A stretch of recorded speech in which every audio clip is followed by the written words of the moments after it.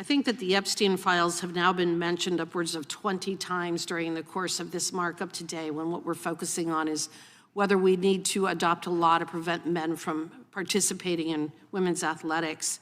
One person even made the accusation that there is this whole slew of powerful men who have been covering for Jeffrey Epstein and their abusers.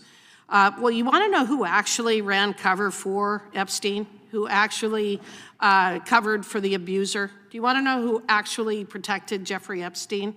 Well, her name is Stacey Plaskett, and she is a Democrat representative from the Virgin Islands. So if you want to go in and look at the Epstein files, why don't you go ahead and do a word search for Stacey Plaskett, representative from the Virgin Islands, the woman who was Jeffrey Epstein's fixer. So if you want to talk about powerful men covering for Epstein, I think Stacey Plaskett has something as well to answer for being Jeffrey Epstein's fixer. So, hey everyone, welcome back to America Wake. I'm Wilson. You just watched a heated exchange that started as a debate about women's sports and quickly turned into a political showdown involving Jeffrey Epstein, Donald Trump, and Stacey Plaskett. What stood out to me was that Representative Harriet Hageman kept trying to bring the conversation back to the actual bill being discussed, while others seemed determined to take it in a completely different direction. Whether you agree with her position or not, I think it's fair to ask a simple question. If Congress is holding a hearing about women's sports, shouldn't the focus stay on women's sports? We're going to break down what happened, why the room got so heated, and why I think Harriet Hageman made one of the strongest points in this exchange. Before we jump in, make sure you like the video, subscribe to America Wake, and let me know your thoughts in the comments. Now let's get into it. Thank you, Mr. Chair. I want to support my colleague's amendment. I want to actually also support my colleague from North Carolina, her amendment as well, and I associate myself with both of their remarks. Both of you from Vermont and North Carolina. Yeah, okay. Well, let's talk about privacy and protection and safety. For the record, I do want to protect our athletes. I want to protect our boy athletes. I want to protect our girl athletes. I want to protect our girls.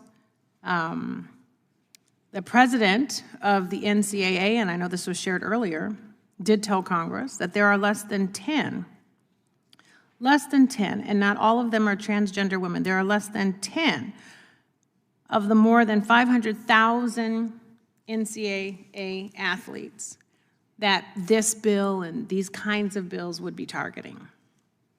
That is a small number.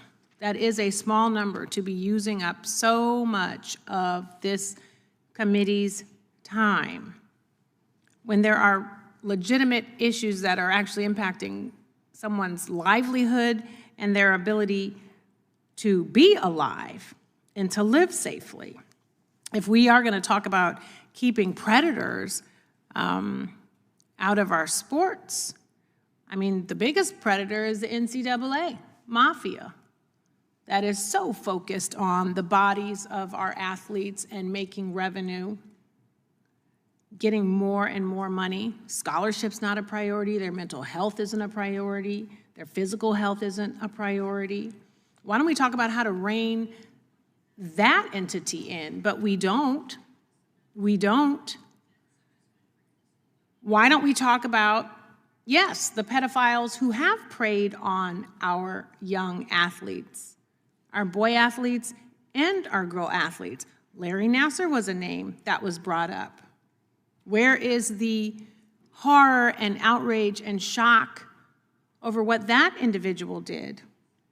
At one point, we were debating a bill where adults would be responsible for checking the genitalia of young kids, like to make a determination of who was a boy or who was a girl. And I'm sorry, no one here who is a parent or is a godparent or an uncle or an aunt to a child would be okay hearing some story of some rando who's now been authorized to check the genitalia of their child because they just want to make sure of something. Get out of here. Get out of here. Go straight to jail.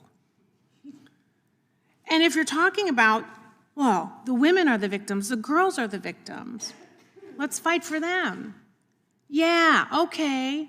There's a list of young girls in those Epstein files.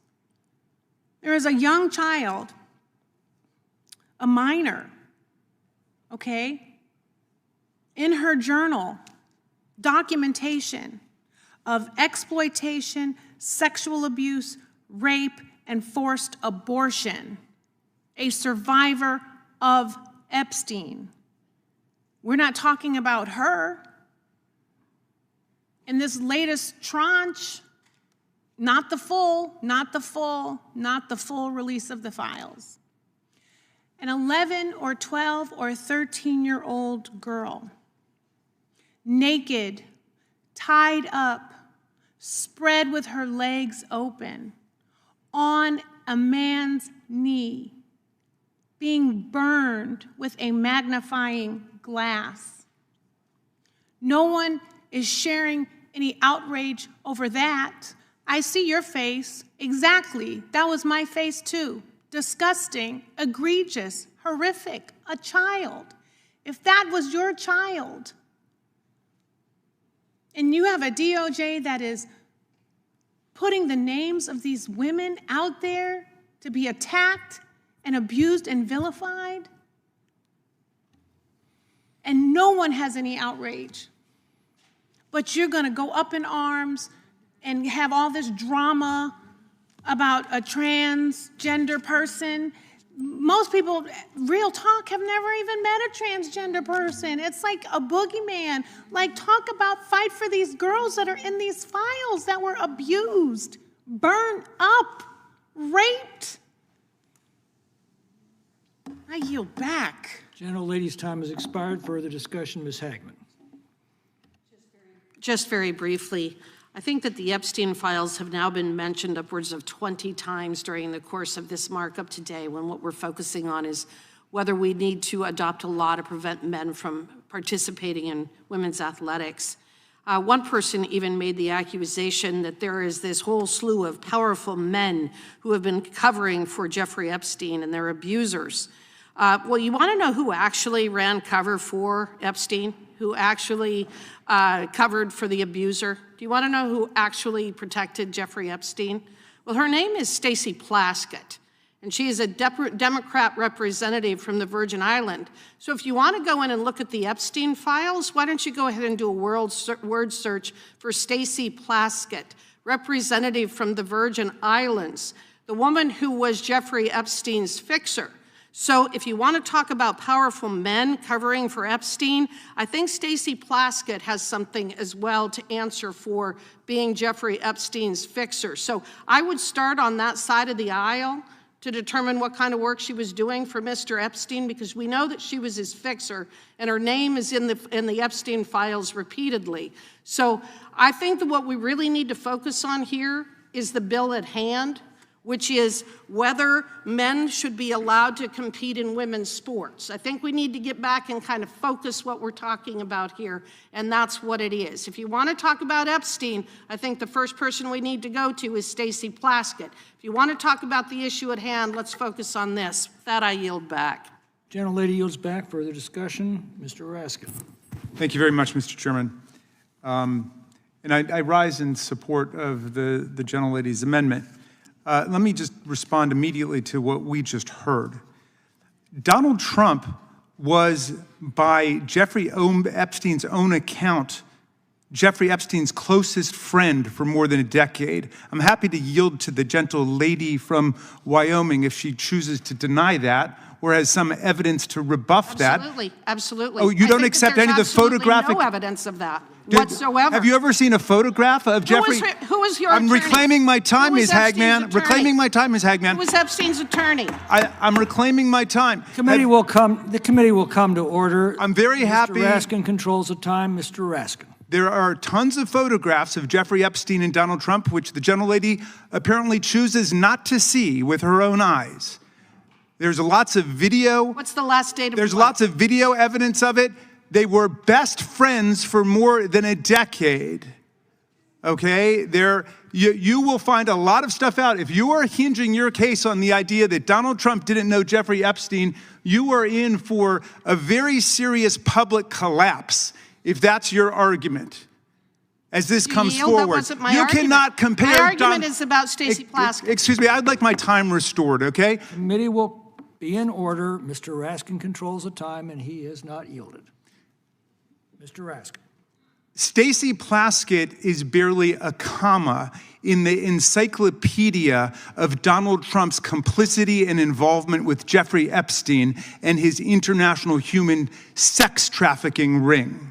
Okay, and if you don't understand that and you don't believe it, then you've not done anything to familiarize yourself with the evidence, Ms. Hageman. I'm sorry. And I know that your predecessor in office, Ms. Cheney, would have done that. She was scrupulous and she was studious and she took the facts seriously and she was not an ideologue who just fell for a cult leader. Okay? Now, back to the matter at hand.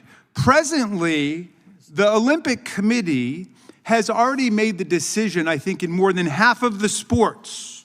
So it's already decided, for example, that with respect to boxing, with respect to rugby, with respect to swimming, with respect to tennis, and with respect to volleyball, as I understand it, that all of these are limited to the sex assigned at birth. That's already been decided.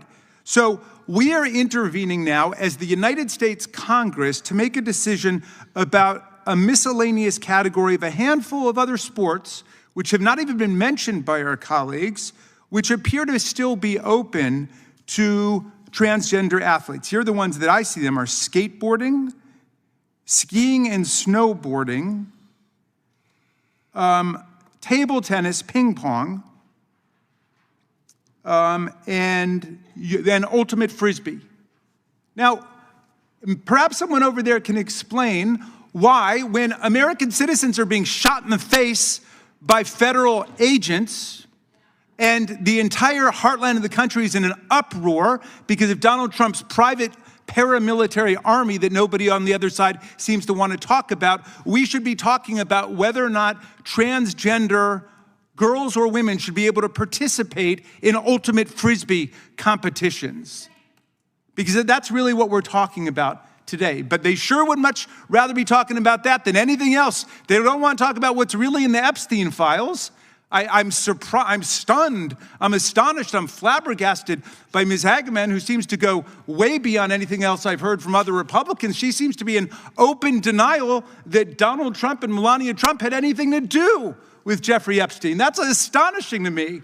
I think she's setting herself for a huge public relations fall by going that far. Oh, here's some photographs, Ms. Hageman. How do you see about those? Do you think those are created by artificial intelligence?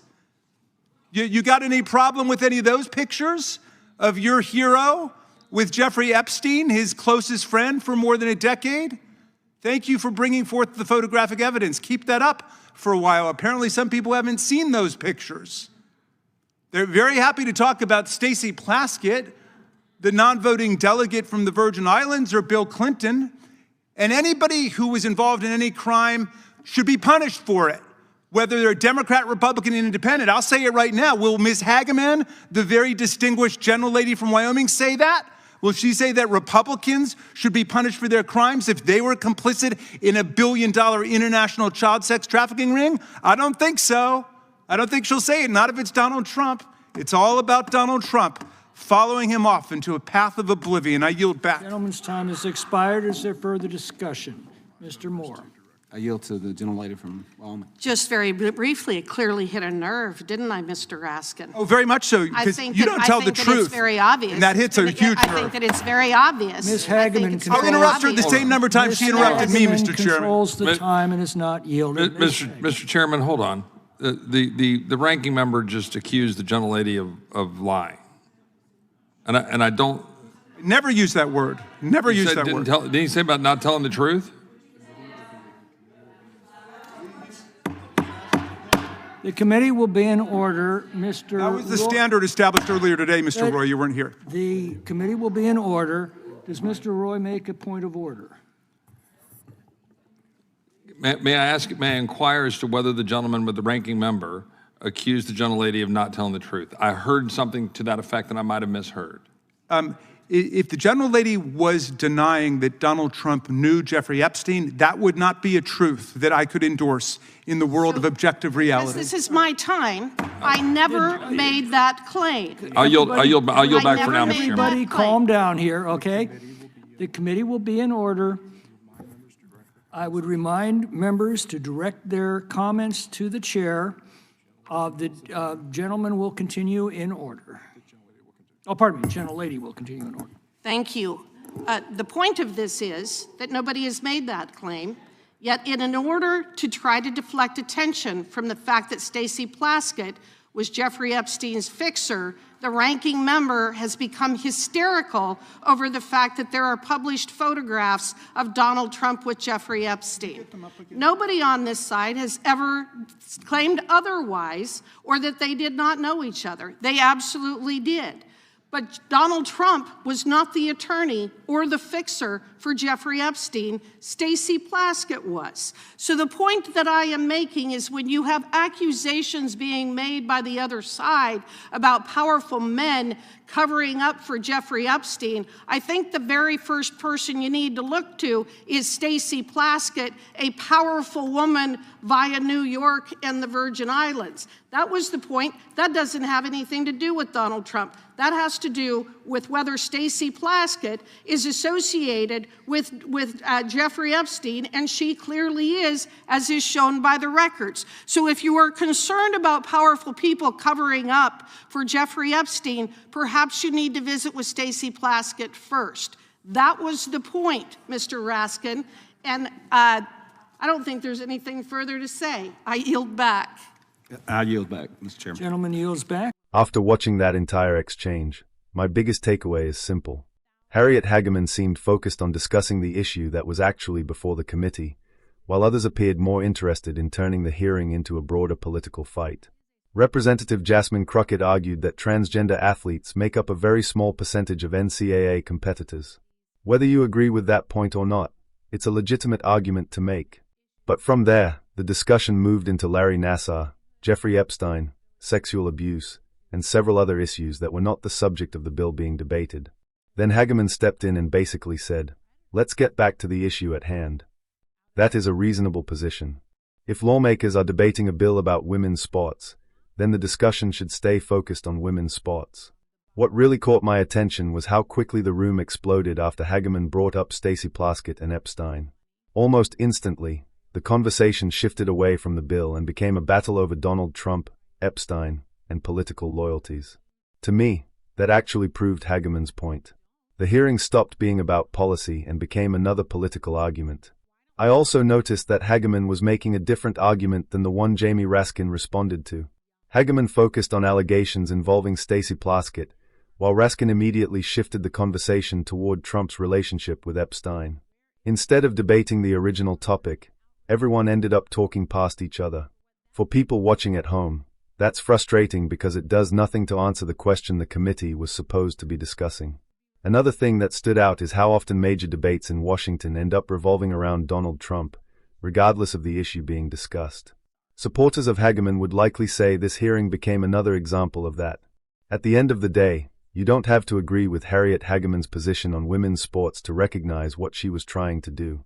She repeatedly tried to bring the discussion back to the legislation being considered. You can support the bill or oppose it. That's your choice. But I think many viewers will walk away feeling that the hearing drifted far from its original purpose. For me, that's why Hageman came across as one of the strongest voices in this exchange. While others were focused on side battles, she kept returning to the issue that was actually on the agenda. But that's just my take.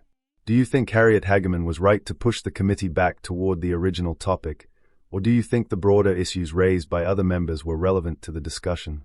Let me know in the comments. If you enjoyed this breakdown, be sure to like, subscribe, and share the video. I'm Wilson, this is America Wake, and I'll see you in the next one.